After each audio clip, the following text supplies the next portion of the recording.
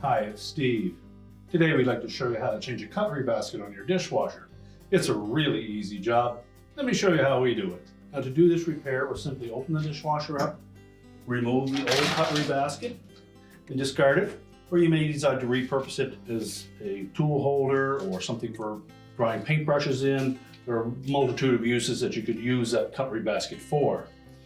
Now to prolong the life of your new cutlery basket, we suggest that when you load them, that you don't just drop your cutlery in and allow them to set in individually so that you don't damage the bottom of your cutlery basket.